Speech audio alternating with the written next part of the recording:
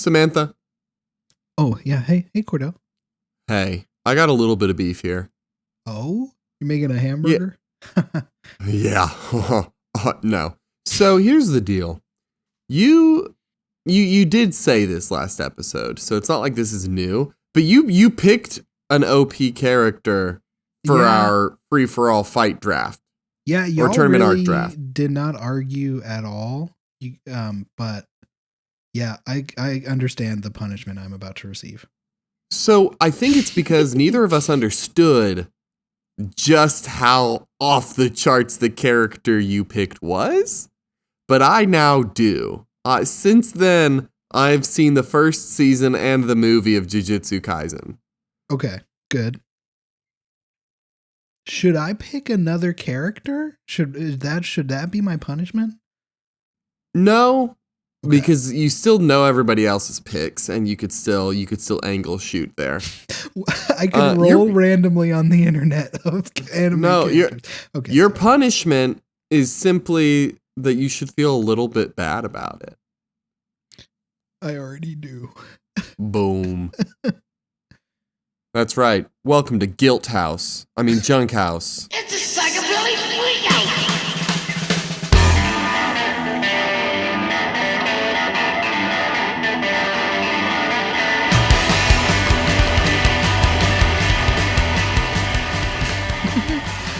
Caleb's here, by the way.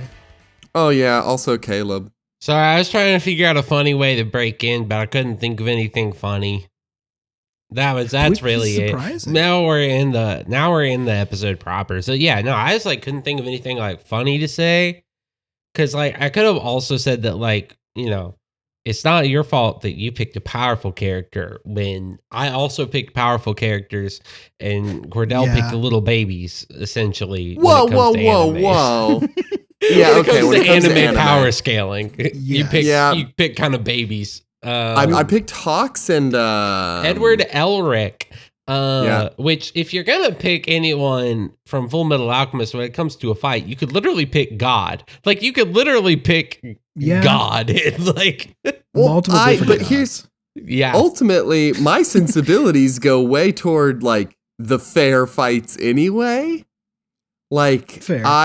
I think that's part of why I love my hero so much is because the fights are relatively fair. They're still way OP, but in relation to each other, they're not.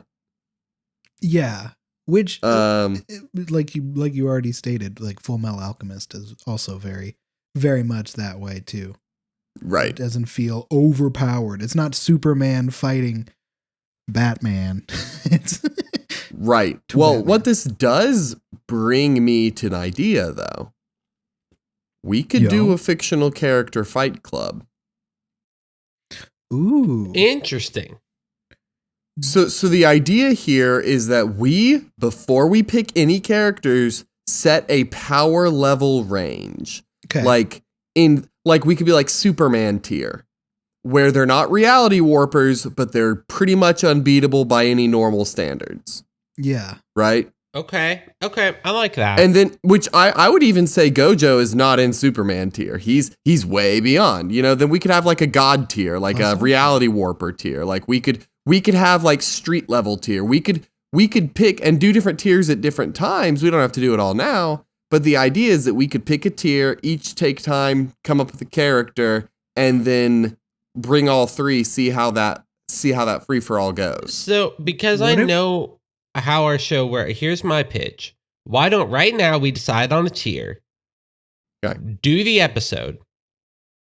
Because all of us are good about thinking about things in the background that we're not talking about necessarily.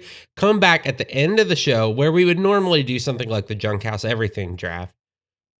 Boom. Hit with, this is what we're doing. I also have a pitch for what the tiers should be for this round. I have a pitch for tiers too. So why don't we all pitch a tier and then decide the tier based off the pitches? Well, no, mine is the tier, is the whole tier. I was going to pitch we just use the competitive Pokemon tier system. Oh, that's good. Which is okay. Uber, overused, underused, rarely underused. used, never used. That's really... And then PU. PU, stinky. I think isn't that actually why it's called that? Yes, it is PU simply because of how bad it is. Okay. I do not know this ranking system at all, but I like using it, so I'm gonna look up. I'm gonna drop them in here real quick. Yeah, thank you. I would really appreciate that. The only one I don't think we should use is Anything Goes. Well, we could use that if we wanted to later down the road. But Anything Goes is just running Ubers. Yeah, exactly. Why is it not doing? I'm just gonna type it out. But yeah, I think that's a great idea, and I think it would be very fun. I'm like reading through the rankings real quick. Yeah. I see tiers. Like never used is they lack qualities that would allow them to operate effectively, even in the underused or rarely used environment, and are thus not used much even in that metagame. And then rarely used is a tier. Whoa, this is a lot of words. Okay. Basically, don't worry so much about the specific Pokemon thing. Uber is the best of the best. Uber's the best. Okay. In order to survive an Uber tier, you gotta be top, like the best Pokemon. Okay. Overused is right underneath. You sometimes can punch with the big dogs, but you are still one of the big dogs, even if you're not like up there with them. Okay. And then underused would be like, okay. In terms of like Marvel scaling, Ubers, if they can go toe to toe with like Galactus, okay, they're Uber. A Galactus and above. Overused, we're talking Thor's Hulks, I would say. Yeah. Underused is like mid-level Avengers characters. Okay. The Vision. Rarely used, might be able to audition for the Avengers, probably protecting a city from time to time. Okay. Never used, street level, PU, joke characters. Okay. Howard Duck. I think we should do, according to the Pokemon ranking system, for this first inaugural fictional fight club. What if we did rarely used? What if we did, could be protecting a city, could be protecting like a neighborhood type beat. Yeah. I'm down. And we're all picking one, and we're going to be fighting. They're going to be fighting each other? I think, yeah. Yes. Okay. Yes. Do we want to set a stipulation for like, this is just a basic arena? Or like, what? Do we want to set a location? I think flat arena, if your character typically uses a weapon or an implement, they have access to that. No items, final destination. Yes. Unless your character's bringing that item. Yeah. Yeah. You're coming no items, everything. Final destination. Yeah. Well, you know what else has no items and is finally destinationed? Sometimes, maybe in the future, if I do it. When we read reviews that are really bad, so guess the movie. Fuck yeah. So this one is particularly because there was a new review by Hugh Grant Lover 69, baby. Yes. Hugh Grant Lover 69. Yes. The only reviews that matter. Yeah, I have more hints, of course, because you're gonna know. You're not gonna know the film by this review, because the review is Hugh Grant is not in this film. Can we go for the God guess? Still. Go for the God guess. Go for it. Important question. Before, should I add? Do you think in general? Should I add the year that this movie came out, like to each guess? Is that too much? That too much information? I think, honestly, if you told me Hugh Grant is not in this movie and then gave me a year, it would not help as that much. Okay. Go for it. Yeah. And so I'm asking, should I do this in the future too? Should I just tell you every year? Should I tell you every year one movie? Unless it's like a very obvious giveaway, because like there's Okay. some The year years, is helpful. You know, yeah. Yeah. Okay. Then If we're struggling, give us the year as a first hint. I Okay. would say. Okay. So then I won't do it just yet. We won't do it just yet. Okay. Here's my Like God God guess. guess. Right at the gate. Hugh Grant, Lover 69. I know the movies. You know the movies. We're all here. This is Godfather Part 2. Caleb, are you stupid? This is the 2016 Power Ranger movie. Oh, man. How did you get? It's neither of them. I'm so sorry. Dang it. Both of those are One of great these movies, days. though. Those are Honestly, on incredible par movies. with each other. I need to see the Power Rangers. I don't know why. I haven't seen You haven't So seen good. the 2016 It's so Power? good. I haven't. Girl, but it's right I up need your to. alley. It really is. I don't know why I didn't. Straight up your alley. They said, hey, you know what's up her alley? Power Rangers. Power Rangers 2016. Power Rangers Power 2016. Rangers Turbo was growing Oh, up. you have That was no the peak idea. of the peak. I could kill for Power Ranger Turbo Oh right my now. God. I'd murder to get a Power Ranger Turbo up in here. Honestly, same. I would commit vehicular manslaughter with one of those cars to 'Cause see Turbo, that movie. 'cause, yeah. Because Turbo. That movie's so good. Also, Kimberly cameo in there. So fresh and so clean. This is a 2006 movie, and here is our next review. Half-star review from Ven. Thanks, Ven. Thanks, Ben. Confuse F as fuck. And Yo. I also fell asleep 30 minutes in. Yo. Confuse F as fuck. And I also fell asleep 30 minutes in. Okay. Genuine guess. I have a genuine guess as well. Okay. Cordell, do you want to go first and then I'll follow up? Is it Inception? It is not. I Okay, think Inception okay. came out later, to tell you the honest. What year did you say? 2006. Oh, you said a year? I did. Oh, I sound so stupid right now. I didn't listen to the year. You're fine. I know Inception did not come out in 2006. You'll see later embarrassing. how that wasn't that stupid of a guess. That might have been a massive hint. Okay. I disagree with this review if it is this movie. Is it X3 The Last Stand? No, and I am so sorry. I'm so that sorry. movie does kind of get confusing sometimes. You're both so close for different reasons. Let me think.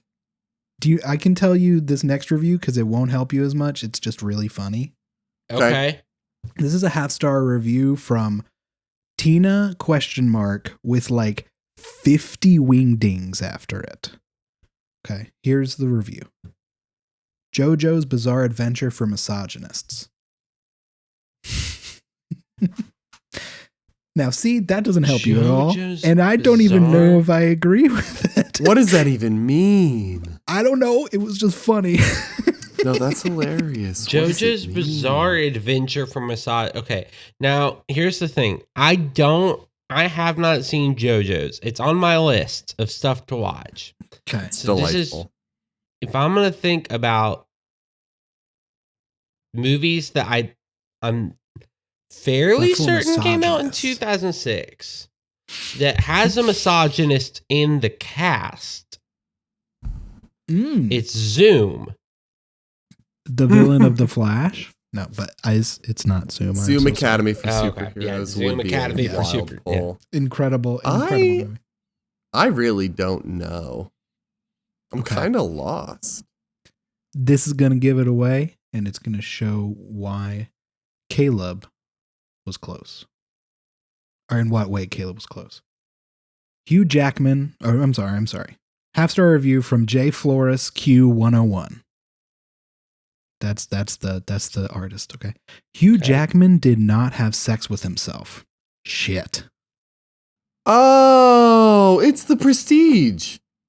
It's The Prestige. It's The Prestige. It has Hugh Jackman and it's a Christopher Nolan movie. Oh my gosh. You both were so close. Oh my gosh. gosh. Incredible movie. I really like. Genuinely fantastic film. See, I went down the superhero. It might be my favorite route. Nolan movie. I Really? I think I agree. Yeah. I think it is. I think it's Christopher Nolan at his finest. Yes. I don't know if you've ever heard of The Dark Knight, but that film's really okay. dark. I'm gonna give a hot take. Really Hot take good. it up that I'm probably agree with. Maybe. I'm gonna give a hot take. I don't think the Dark Knight trilogy should be considered in a Christopher Nolan list. I think I agree with that. What? I mean, they're good. So they're good, but they're okay. Okay, here's my rationale, friend. Okay. Uh-huh. When has Christopher Nolan ever done a sequel to any of his other films? That's a good question. You're right.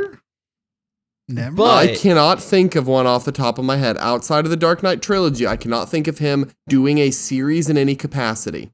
He is doing Oppenheimer 2 post-op. Oh, what? No. Why would... No way. You're making I'm making a bit post-op. It was supposed to be a that was joke. clever. Okay, that was good. You're right. Good for but her, too. Here's my rebuttal. When you Google movies by Christopher Nolan, the Dark Knight trilogy is present. Okay, Caleb. I know literally it is in the list of Christopher Nolan films. I think if you're saying when you consider his style, Mhm. consider the themes he engages with, when like his approach to film, the one and done storytelling nature of things he does, I think as much as I love the Dark Knight trilogy, they are the largest departure from his typical style and form that he has done. And I do think that as much as I love them, when you are thinking, I want to watch a Christopher Nolan movie, I want the experience of a Christopher Nolan film, I do not jump to any of the Batman trilogy. Can I make an argument as to the I'm gonna say it, ludicrous assertion that Christopher Nolan does not do sequels? Okay. One of my favorite Christopher Nolan movies, I would honestly put it as my number one, and this is a hot take, is Dunkirk. I've actually not seen it. Dunkirk is incredible. I saw it in theaters. My dad took me to see it. It was a really good time. Dunkirk is very much a theater movie, I'm gonna say. Dunkirk, I don't know that I want to watch it on TV. I would honestly, that's one of those movies that it's like, hey, Caleb, what would your dream birthday be? I'd be like, I want to rent out a theater and invite a bunch of friends to watch Dunkirk. That sounds like a great time to me. What are the themes of Dunkirk? It's about the tragedy of war. It's about mankind coming together for good and for bad. And it takes place in the real world. Is that not what happens a few years after the actual events of Dunkirk? The Dark Knight trilogy. But what if I told you the Dark Knight trilogy? Batman is the sequel to Dunkirk. Batman. We cracked the code. They're all connected. Is the sequel to Dunkirk. And these are the kind of takes you have when you're fishing. I mean, yeah, I just also like the Dark Knight trilogy. I don't think any of them are his best movies. I think you started all of this because you were like, actually, you have to consider the Dark Knight in his best movies. Because you said, and I quote, you cannot consider the Dark Knight trilogy Christopher Nolan movies.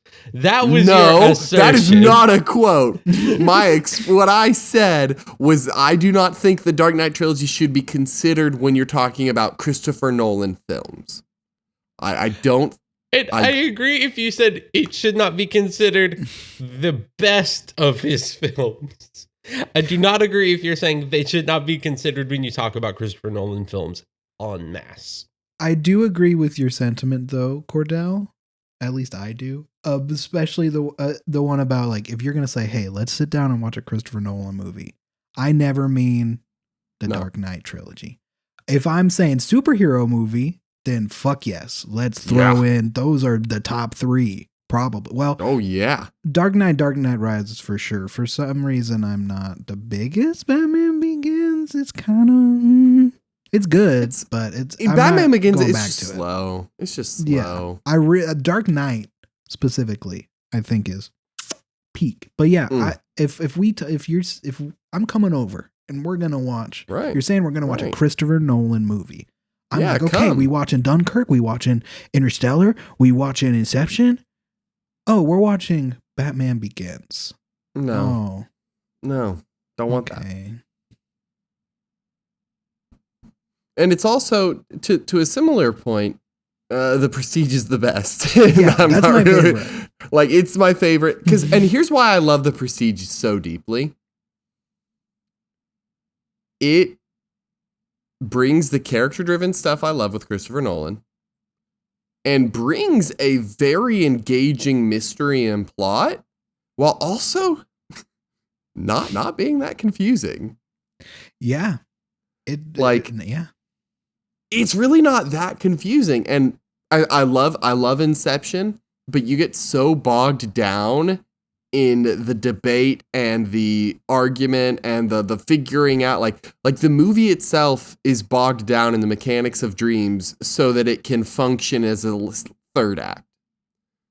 But then you're watching Prestige, and it's just like, yo, I'm here, I get it the whole time. Like, it's not getting bogged down in exposition and information so that it can keep going. I love it. I love it. I think it's great. It's a great story of obsession, too. Yes. Multiple people's obsession with, like, the same craft. Obsession, rivalry, unchecked ambition. Like, maybe a little haters to lovers, rivals to lovers. I do think they touch-tipped at some point. They touch-tips at some point. They should have. I think they did. I think this is similar to, like, if I start talking to, like, a bunch of, like, film people, you know? Like, people that call movies films. I always like to kind of piss them off with, this is actually a take that I hold, which is, I think very similar to how y'all are talking about the Dark Knight trilogy. I don't think when you think of a Stanley Kubrick movie, no one talks about Dr. Strangelove. Because that's like a screwball comedy that is like wild and funny. Peter Sellers is insane in it. No one's thinking about that. When you say, like, what's your favorite Stanley Kubrick movie? You're probably going to get 2001: A Space Odyssey, The Shining, Eyes Wide Shut. It's like weird borderline horror, like insanity, you know, playing on that. Yeah. I had to think about it that way to start to agree with y'all, basically. Okay. And like, I can accept that's how we're thinking about it. It's like, it's just not the first thing you think of when you think of like this person's movies. Yeah. Right. And I think in part with that, I don't think they're really up there in contention either.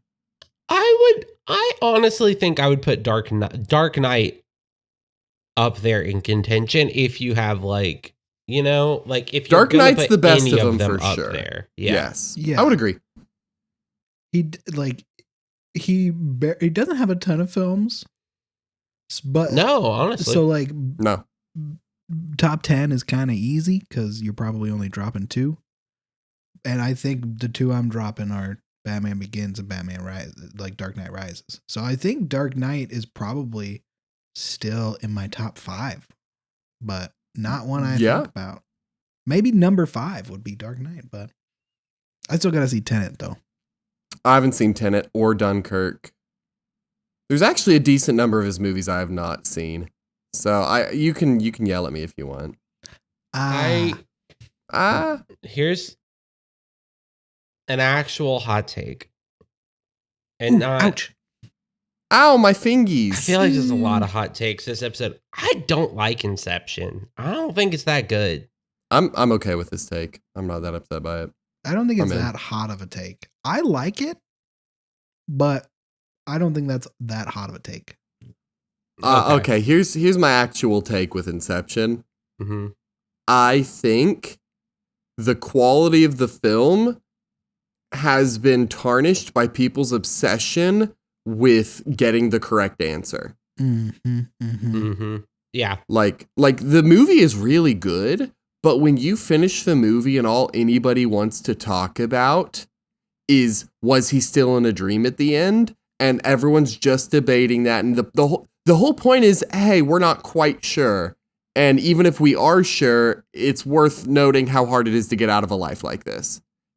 Yeah. The metaphor is way stronger than the actual literal, like, did he escape the dream? It's kind of like in plays, you want to leave sometimes, depending on the play, obviously, but you want to leave the audiences with more questions that they can't answer than questions that they can. Yeah. Okay.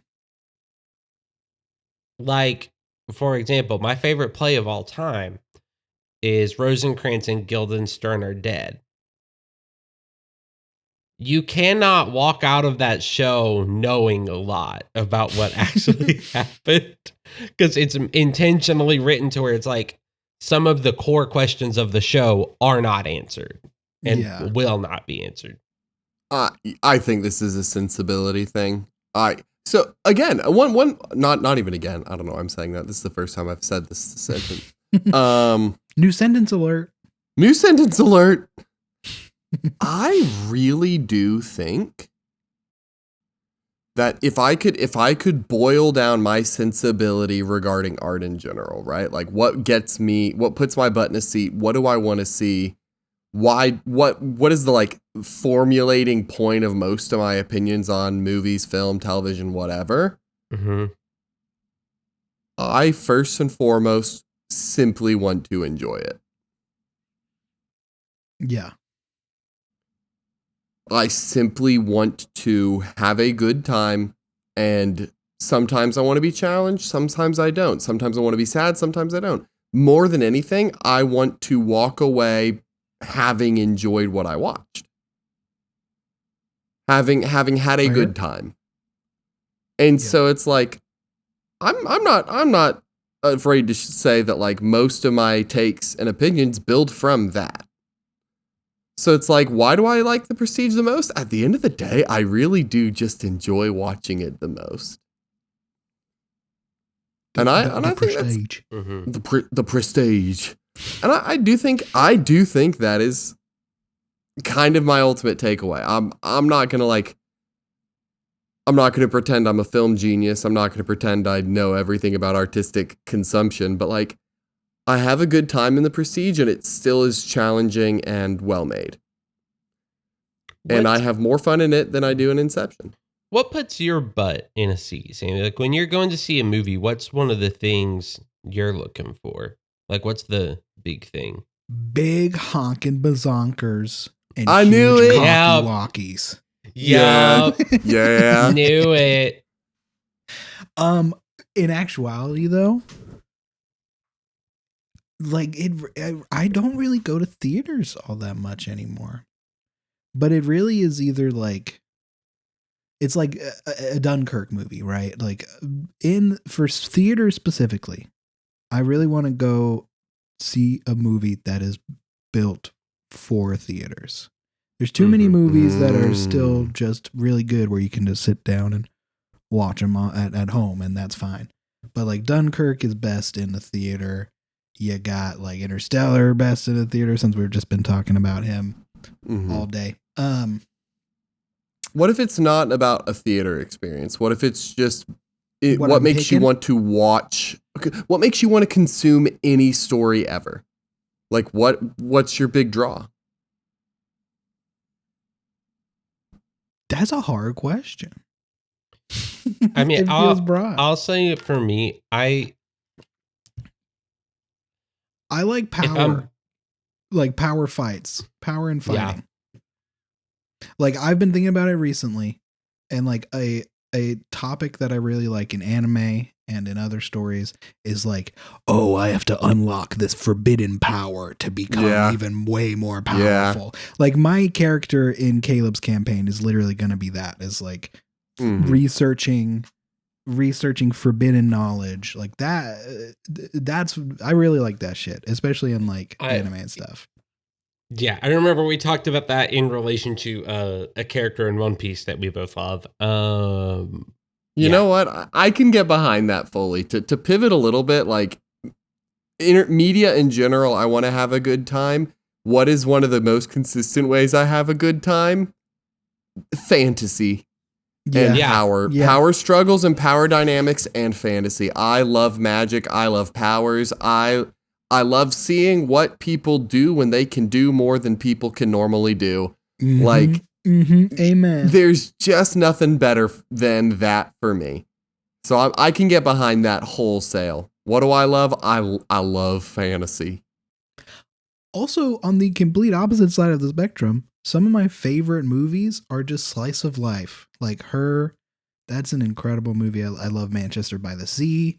Like just literally, if anything like that, where it's like, hey, you're probably going to be sad, but it's really just everyday life. Very, very insular story. I'm like, okay. I am a comedy boy too. Slice of life mixed with comedy. Easy A is one of my favorite films ever. I can quote most of that movie. When they go, hey, easy, eh? That's the best line. That's the best line. Easy, eh? Easy. Get back up. They say that, and I just point at the screen like a monkey. They said it. It's different. It's different for comedy versus not comedy for me. If it's not comedy or like not comedic at all, you know, because like Dunkirk is not funny. There's no funny parts of Dunkirk. Joke's on you. I think that movie's hilarious. Yeah, fair enough. Not really. Okay. But Caleb said I hate you. Yeah. Wow. To me, if it's not gonna be funny, say something and actually like stick with it. Like have a thesis to the movie. You know? Oh, like good storytelling. Good storytelling. Yeah. Because let's face it, there's a lot of movies out there that really you walk out and it didn't really say anything, and I hate that so much. That's fair. Like that infuriates me. I'd rather a movie say something even if I don't agree with it. It's like at least have a thesis and have something that you are driving towards. And like, I'm trying to think of like an example that's not Christopher Nolan, because this is a whole Christopher Nolan. So far. Yeah, can we just title this one like the most podcastiest podcast? Like Christopher podcast. And his Kinos. Have you heard Kino? Do you know that?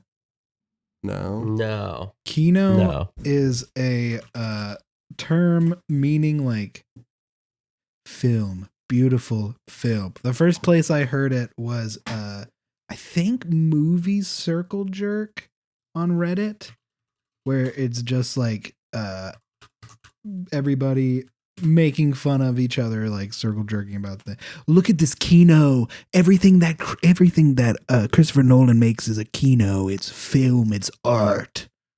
Is that the like Kino check YouTube or whatever too, or Kino something? I think so. That's probably where it started, honestly. Okay. I thought, okay, this is a movie I really love, so I'll bring this up. And a spoiler. No Time to Die, which is the latest Bond movie. Okay. The point of it, and you get it right from the title, is like this is a person who has kept running and kept doing stuff their whole life. And they literally are only kept going because they believe they do not have time. They like, there is no time to die. I rest when I'll sleep when I die. We just I have to keep going. And it shows the dangers, repercussions, and horrible things that can happen because of that. And the same thing with a movie I think all of us have seen in like Logan. I was just thinking about Logan. Like those movies have a very similar thesis. And they go at it in different ways, but like both of the movies, I love them because they say what they want to say, and they show and they stick to it. Versus like like a notoriously bad movie, The Room. What the fuck did that movie try to say other than I did not hit her? I did not. I mean, that's what they're trying to say, Caleb. Oh, hi, Mark. I was reading a writing blog lately. But right. Sentences. But the idea that rather than a theme needing to be like, this is what I'm saying, this is the hard stance I'm taking, letting the theme be like, this is the conversation I'm engaging in. This is this is an idea. And the plot is simply exploring the idea. You don't have to end with a fully fledged result. You don't have to end with a clear statement on it. But what are we wondering about? What are we exploring? In Logan, it's him being like, hey, life is bad and there's nothing worth redeeming in it. And eventually everything's bad. And the whole movie is the conversation of what if it doesn't always have to be bad? What if a legacy can be better? What if a life can be better? What if even through pain, things might be worth it? And what if even though bad people do bad things, what if we can make good within that? It's a conversation. Mm-hmm. And in the end, the world still sucks, but he made good within it. Yeah. Yeah. Or Easy A, it is a dumb, funny comedy, but it's also got a lot to say about rumors and what people think about you and trying to fit in or trying to stand out. There's a conversation being had through the whole movie. And in Easy A, she has a line where she's like, well, you either have to do everything you can to fit in or decide not to care. And the whole movie kind of explores what happens if you take that route. What happens if you decide I'm just going to stand out and do what I want to do? And what's the repercussions of that? And clearly the movie's well, you can't necessarily go all the way with that because then your life falls apart. Yeah. The unbearable weight of massive talent is Nicolas Cage. I need to watch that movie. It's a really good movie. So good. It's really good. Also, Pedro and Nicholas, just calling him by their first name. Yeah. Pedro and Nick, my best friends. Their chemistry in that is, like you said, is incredible. Unbearable weight of massive talent. Unbearable weight of massive penis. Okay, Is it fight time?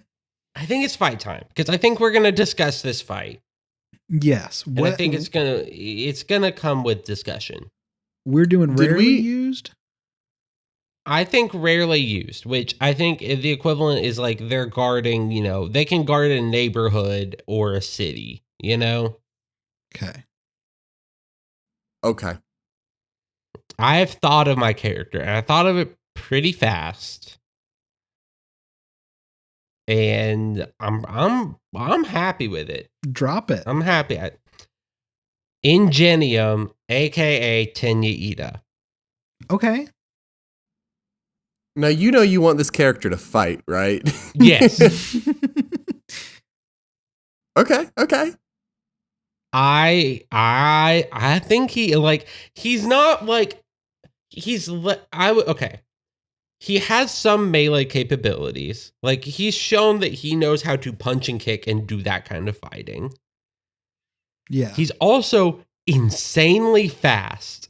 I think that is part of how he's going to stay away, is keep up, is knowing how to play the field. Because he is also, in my opinion, one of the best tacticians in My Hero Academia. Okay. I think he is very good. Mine is a little weird, and there's a specific reason.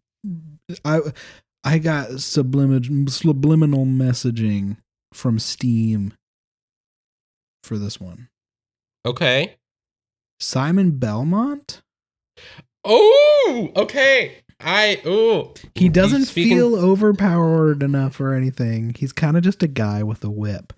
But the reason I was thinking about this is because Castlevania is doing a Dead by Daylight collab. Yes, I'm very excited. But yeah, Simon Belmont. He's got a whip, and he can throw axes and stuff. Yeah, he's in some of my favorite Castlevania games. So,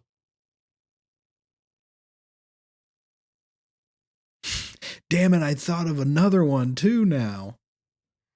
Who do you want to fight, Simon Belmont or Silver the Hedgehog? Oh, man. I don't know enough about the Sonic anything to really have any opinion on that. So we'll stay with Simon. Simon Cowell from American Simon Idol Cowell specifically. yeah. Okay. So we got whip and fast legs. Yeah. Whip, fast the legs. Whip could. Okay.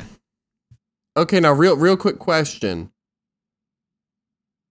Would Didn't it be? and if the answers depending on the answer, this is my pick.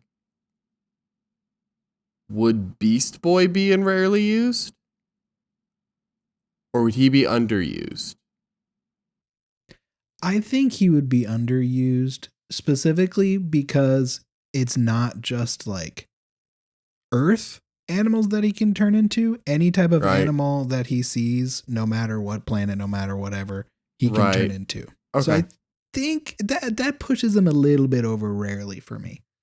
Yeah. And he's dating that hot Raven chick, so like he can bring her hot in. baddie. Yeah, he's basically got the best zone fruit. Okay, so then my follow-up is one of my favorite side characters from Full Metal Alchemist, and it's Martel. Who is the stretchy chimera person. I think she was turned into a chimera with like snake DNA. Ah. Yep. Yes, chimera Martel. with a snake. Or Marta. Yeah. Depending on the Materu. Yes. Okay. She's one of Greed's henchmen. Yeah, like she's such a small character, but I always thought she was really cool. I've always liked stretchy powers. I thought they were good, and I thought in Full Metal Alchemist it was done in a different way than just I stretch. She's a little bit hardier than your average. I think this is kind of this hard. Feels like a close match, yeah. I think so. Which I honestly think is like the best thing to do is like have a close match where it's not one blows everyone out of the water. Just I have to say I think Tenya might be out. Are you sure? Yeah. I'm thinking two people with whip ranged. Ranged that can trip him up and then beat his ass. I can throw an axe at you, says Simon. Here's my argument. Okay. Whips are typically made of leather and cloth. Both of those tear or burn. Simon's is and when you're dealing with like engine heat, Simon's is a chain. I think one of them in the games is like a chain whip. Also, Simon has holy water that if you throw it down, it like bursts into flame. So he could just throw that in front of Ida, and he'll run into the fire. Yeah, right in the fire. And Snake Lady will eat him up with a snake. Yeah, that was my thing with the Snake Lady is because it's such a small character, I guess it's more speculation than anything, but it's how far can they stretch before it becomes too much.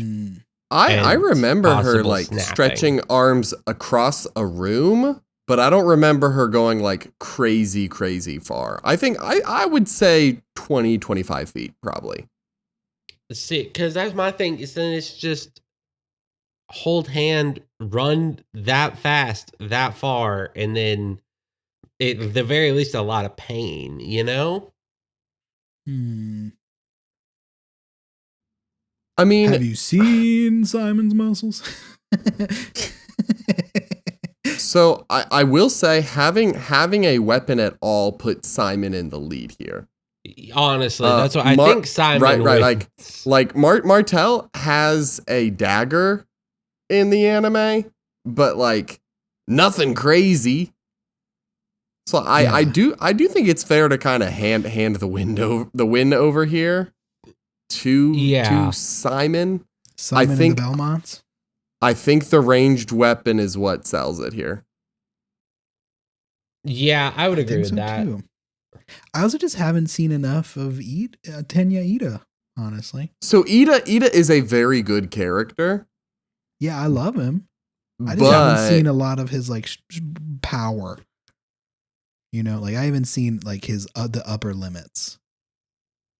I mean, honestly, he recipro bursts harder and runs faster. And that's about it. Okay. Well, I think one of the things that I kind of like is that his engine has gears, like how typical engines do, you know, first, second, third, fourth, fifth gear, whatever. Like Luffy. And right now, like the manga's over and we still have not, like, there's not been a limit put on what gear he can go to, which means there's not a limit on what speed he could go to, just dependent on how much energy he has.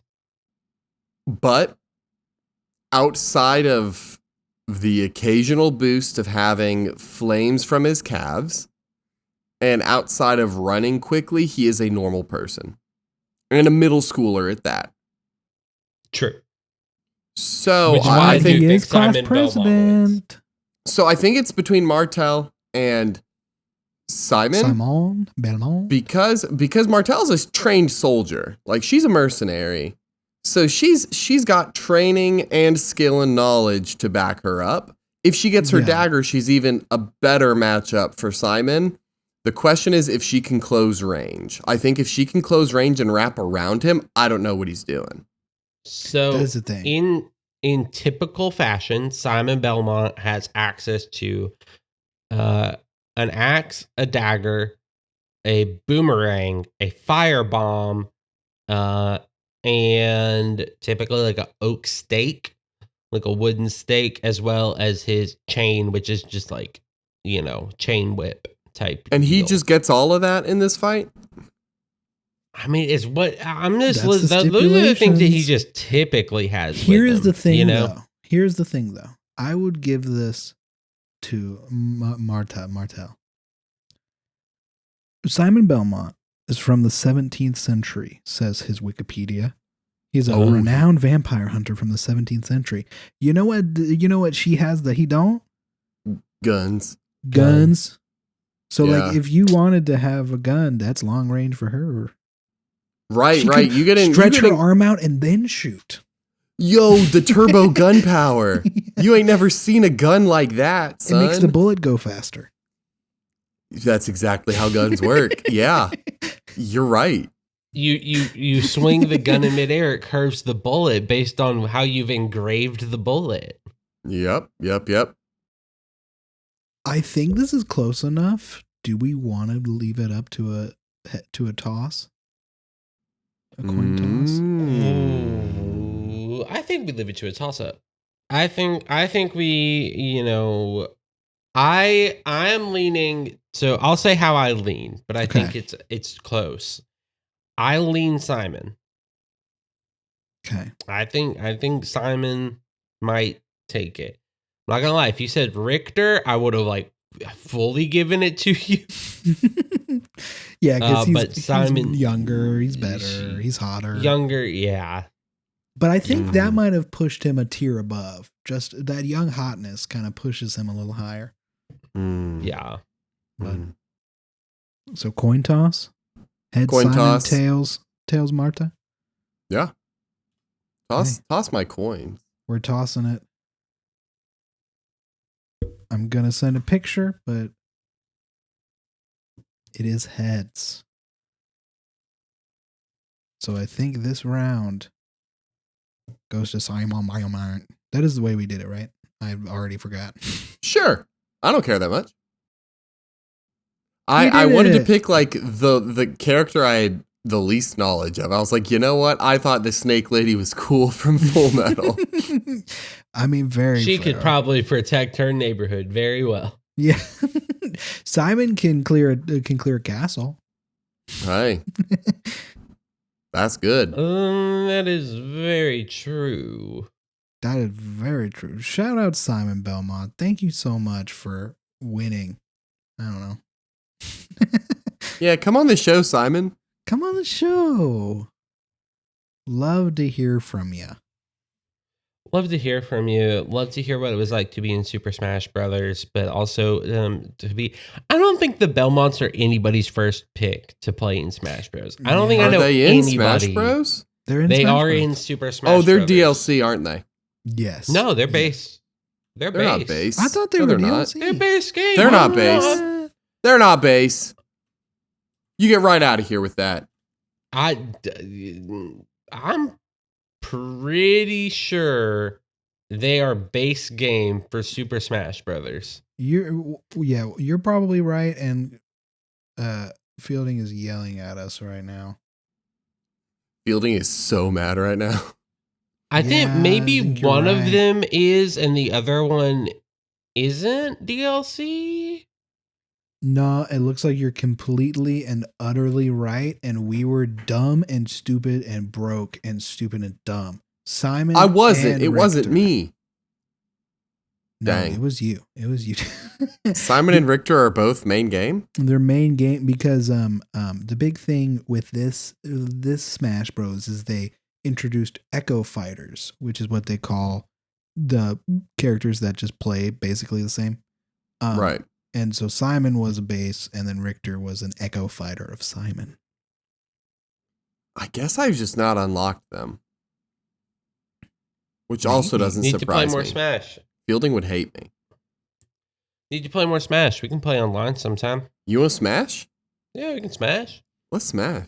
I'm also trying to see how, who the top player is, because I think me. there might be a top. Whoa. I'm really good. Yeah, no, I think, Caleb, I think you're also right on that. At least looking at the ranking right now, there's not a lot of Richter or Simon players. Yeah, I know. Okay, here's what I know about Super Smash Brothers tier lists and who is the best. Is I know Steve is considered the best character to play. Incredible. Like Minecraft Steve. I also know that right now, I believe, like, Rob has always been competitive ever since Brawl. I think he maybe had a dip in Wii U, but he's back to being competitive. I feel like there's a lot of stuff. I don't know. There's a lot of stuff that I feel like could be it, but I also know that right now in the Super Smash Brothers Melee scene, there's a big change up happening because some of the top players have decided to take a character that was formerly seen as unplayable and revamp him and like really figure him out. So Donkey Kong is now considered like competitively viable in Super Smash Brothers Melee. We all knew that. DK Donkey Kong is here. But normally, like up until like this year, he was like bad, but now he has like more representation in the top 50 than he has in a very long time. But if Donkey Kong is so bad, then why do I always get smacked into the ground by him when he's playing the drums? Have you considered that that's because you're not good at Super Smash I'm Brothers? not good at all at Smash Bros. I'm not either. I just like watching good players. Have you considered jumping?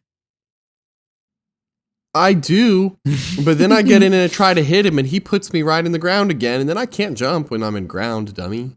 Everyone knows that. Yeah, you're right. Diglets can't jump.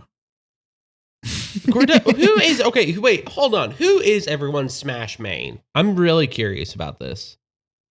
My main that I normally My main is DDD, King DDD. My secondary is Pikachu. Fun. Okay. Tertiary is Olimar if I'm feeling a little nutty. My main is Pokemon Trainer. Okay. My secondary is Ice Climber. Okay. Fun. And then my tertiary would have to be space Ness. Okay. Mm-hmm. PK Fire. PK Fire. I like to stand away from everyone else and just PK Thunder and go get them. Tackling. That's such a fun feeling. Main Ike. Yo. Ike these balls. Secondary. Secondary, I think Terry might be my second, which I know he's DLC for sure. Yeah, I don't know who that is. Tertiary. This is hard. Tertiary. Let me look up Terry. Tertiary. I'm gonna go with Cloud. Okay. You should play Street Fighter 6. Terry is coming as a DLC character. Terry's I would, Terry's fucking coming. My wife and I are gonna have to get Terry the new comes. Xbox, and that is something I would consider picking up because the new one will be able to handle it better than the Switch, which is right now the only console we have that would play it. Yeah. You just get a full on PC and set it up in the living room so both of you can play it. Honestly, solely for gaming. A PC solely for gaming, but yeah, that is that's my Smash. Honestly, Fielding, judge me for my Smash. I want an email from Fielding with Smash. all of the judgment. Please, judge us all for please. Smash. Send us your judgment for all our Smash picks. I need the violence in what you're going to say to me. When Fielding eventually becomes a fourth host on this, we just all have to fight them with our best Smash and see who's the champion. Oh, Which we'll Fielding, stream it. We'll stream us just trying Fielding's to beat Fielding. Ooh, the three of us against Fielding? Yeah. Wait, team up? Okay. Team up. Yeah. Team up. Three of us on the same team versus Fielding feels a little bit more fair. I'm still losing real bad. I think I still lose because I love Ike. Ike's not a great character. I just know how to. I can only play heavy characters. That is my downfall. I only play I'm little just guys. better at heavy. Little baby guys. The reason I'm decent with Pokemon Trainer is because I remain as Squirtle most of the match to like dip around and zip and zoom. Mm-hmm. And then I turn into Ivysaur or Charizard for the heavier fights. So I can have more staying power whenever I'm really damaged because I was Squirtle and I'm bad at the game. And the nostalgia's real. Speaking of nostalgia, something that gives me nostalgia. It's our opening and closing theme song, Psychobilly Freak Out. By the Reverend Horton Heat off the album Smoke 'em If You Got 'em. If you got 'em, you might as well smoke 'em. That's what I always say. That's what I do. If you got Twitter and TikTok and YouTube, you should follow us. Twitter and TikTok is Junk House Pod, but YouTube, you can just search Junk House Podcast. Also, rate and review us on wherever you listen. We'd appreciate it a lot. If you want to email us like Fielding's going to next week to tell us how much we are hated and wrong, you can do that at junkhousemaiilbox@gmail.com. We love to hear your thoughts on things. And that's that full sentence, actually. We'd love to hear my your lunch. thoughts on things. My lunch was leftover zuppa toscana. Ooh. I don't know what is that? It is a potato, kale, and sausage soup. Ooh. Caleb likes sausage, confirmed. I had Subway tuna with lettuce, onion, and sriracha. I like my spicy tuna. I also had the barbecue Doritos, which these were leaning a little too much ketchup tasty, so I wasn't really vibing with them. Cordell? That's fair.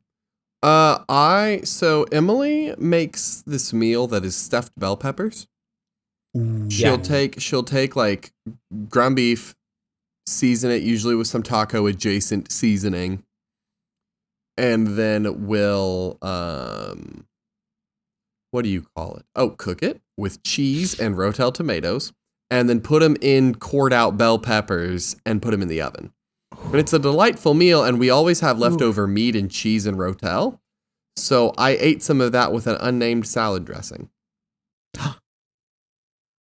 Because it's like a naughty name and you don't want to say it. You got to guess what salad dressing it was. Thousand Island. No. Balsamic vinaigrette. No. Ranch. No. Italian. What is this? Okay, you got to tell honey us mustard. Because here's the thing. There is one salad dressing available in the Searcy area that if you say it's that, you win. It's Ken's Creamy Caesar. Oh. Okay. Okay. I still think either way, I think Cordell might get this one. Stuffed bell peppers are nutty. I'm not a fan. Meal. Not a fan of a stuffed bell pepper. Well, I'm currently working on trying to get more crunch in it. Okay. Yeah, that's what I don't like about it. There's not the texture. The text it starts to get Mush City. I've been there. It's not that fun. Yeah, Mush City is bad this time of year. Yeah, so it is good, but I'm trying to find a way to get crunch within the meat cheese mix, because that's what'll really. Cheese? Tried putting some nuts in there. We were thinking some. No, don't put your nuts in there. We were thinking onions. Ooh, onions. Yeah. Oh, yeah. I think I win. I'm not gonna lie. That soup was so good. I'm down to give it to Caleb this year. This week. This year. I'll give it to Caleb. Olivia and I are trying to bring soup season early. We're big soup heads over here, so it is a little hot. Yeah, it's very hot. Speaking of things early, though, I've already begun working on my Oktoberfest list for this year, but y'all have to hear more about that another day. Next time on Junk House. And just like we say, every single week. Spooky, scary skeletons are creeping down. Remember when Nicolas Cage played the spooky, scary skeleton? That was amazing. It's a psychobilly freakout.